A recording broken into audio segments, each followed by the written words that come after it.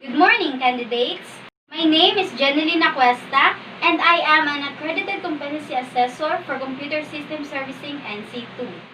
I would like to acknowledge the presence of Ms. Marian Jean Lustria, our processing officer, Ms. Wendelin Bataklit, our AC manager, and Ms. Florence May Baron, our representative from TESDA Provincial Office. Good morning, ma'am. You don't have to worry about their presence. They are here to oversee the product of assessment and to check if the conduct of assessment is accordance with the prescribed competency assessment, methodology, and procedure. They will not here to assess you. So, before we start, please rise for the prayer. Amen. So, you may now take your seat. I will now check your attendance. Please submit to me your admission slip. And once your name is called, please acknowledge me by raising your hands and sign the attendance sheet. Miss Charlene Sapio,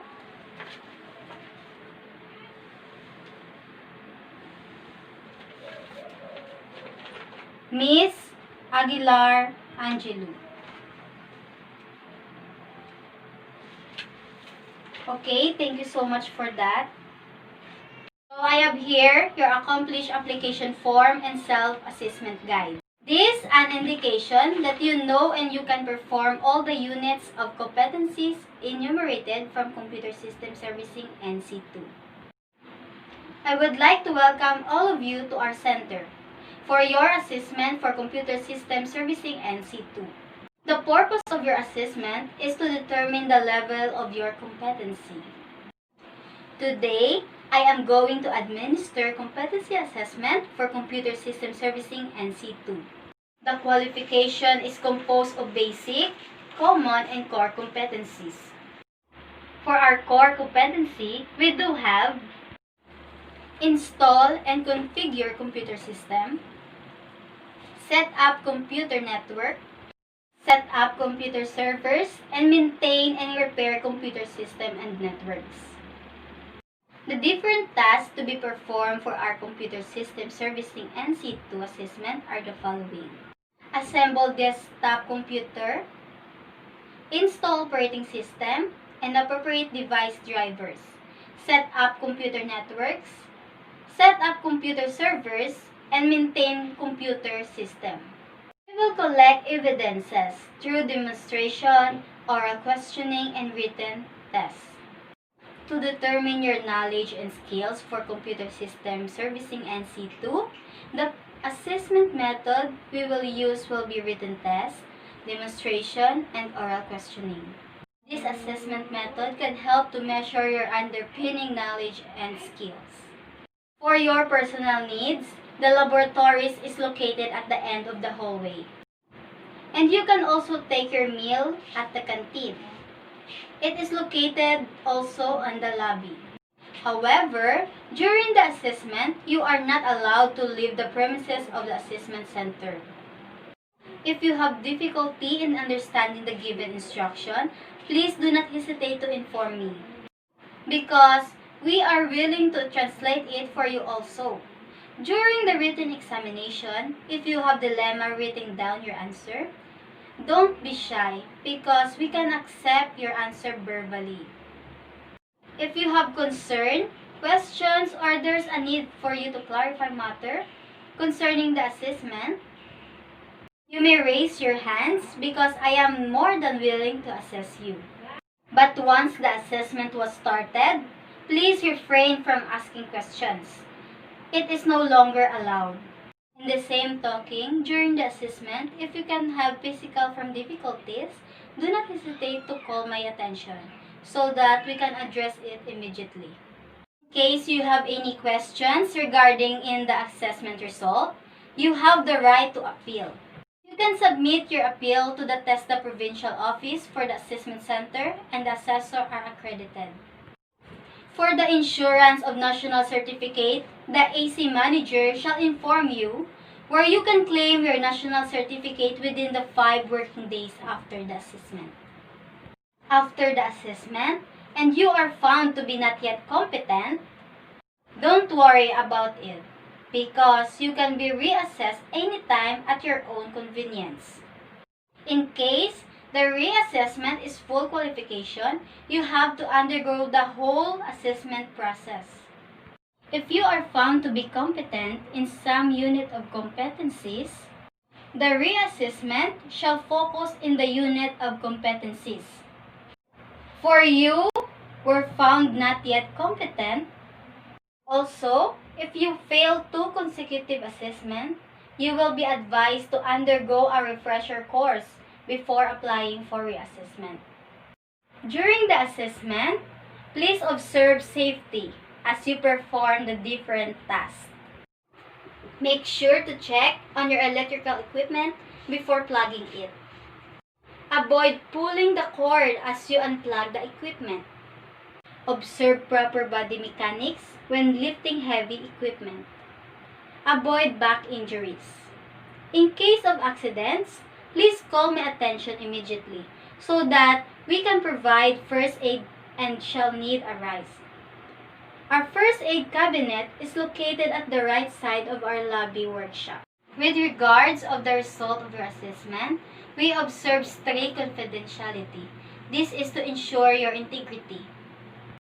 The result is only available to authorized personnel and to institution where you had your actual training. In relation to this, the assessment package is kept in secure place to guarantee the integrity of the assessment package.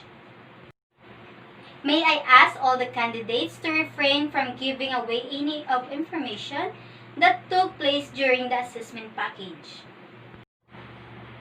Do you have any questions or clarification? Okay, if you don't have any questions or clarification, then I am going to distribute this specific instruction.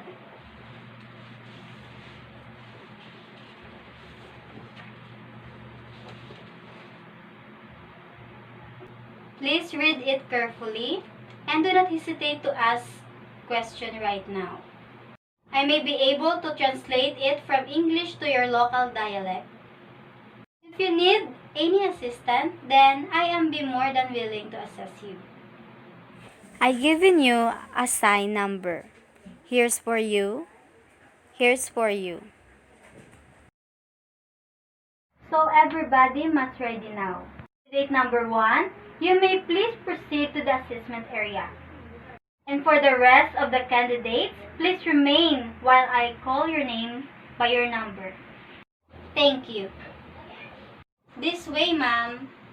Candidate number 1, this is our assessment area, where you are going to perform how to set up computer. Please read the instruction again. Do you have any questions or clarification? You may ask now, because as soon as the assessment begins, you will no longer ask me any question. In that regards, you may begin. Please be informed that after the demonstration, there will be an oral questioning.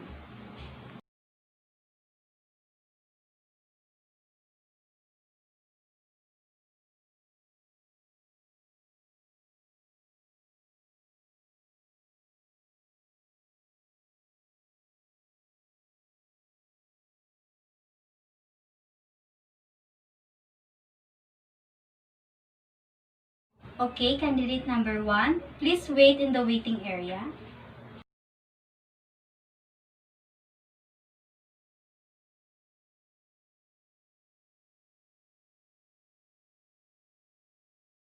Candidate number 2, you're next.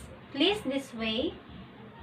Candidate number 2, this is our assessment area, where you are going to perform how to set up computer network. Do you have any questions or clarification? Okay, then you may now begin.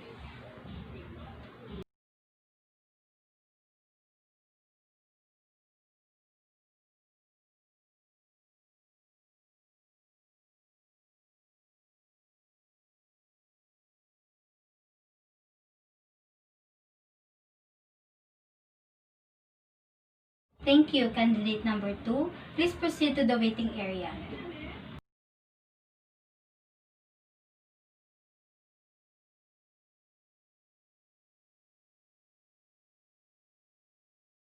Candidate number 1, please proceed to the feedbacking area for your oral questioning. Okay, candidate number 1, your question is, what kind of cable are you going to use if you want to network 2 computers unit only?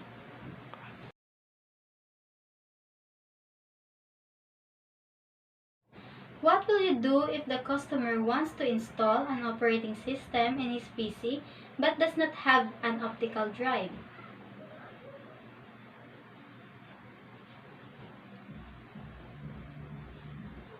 What will you do if after installing both the IDE hard drive and optical drive you have noticed that only one drive is working?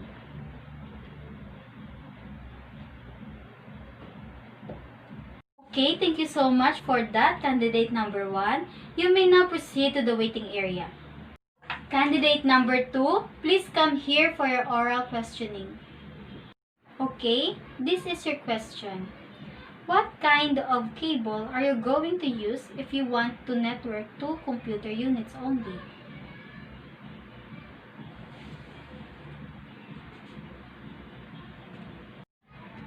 What will you do if the customer wants to install an operating system in his PC but does not have an optical drive?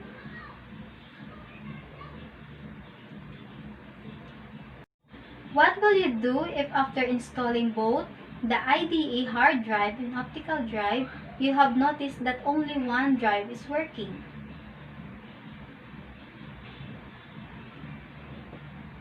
Thank you so much, candidate number 2. Please wait again to the waiting area. Candidate number 1, please come here. Okay, you may now sit down. How do you feel about the assessment?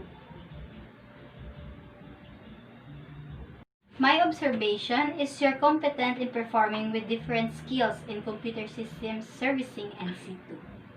However, I had noticed that you did not observe proper using of keyboard while set up computer network. Furthermore, you are not confident in answering the question during the oral questioning.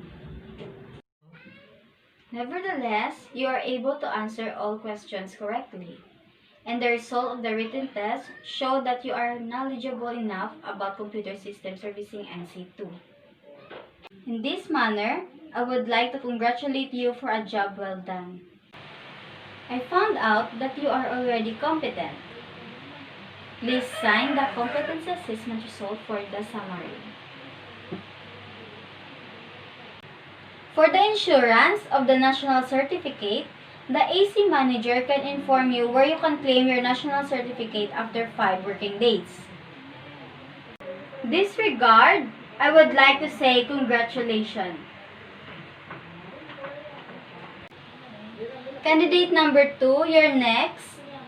Please sit down. How do you feel about your assessment? Really? So, in that manner, what will you do if you will be asked to demonstrate how to set up computer network again? So, what did you learn from this session?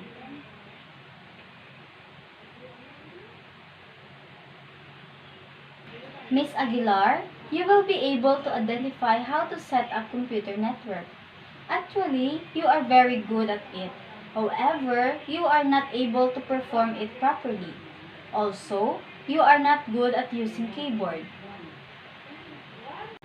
Based on the result of my observation during demonstration, the outcome of assessment is that you are not yet competent. However, you will be reassessed anytime at your own convenience. Miss Aguilar, if you have doubt regarding the assessment result, you have the right to appeal. You can submit your appeal to the TESDA Provincial Office, where the assessment center and assessor are accredited. Well, would you please sign the Competency Assessment Result Summary?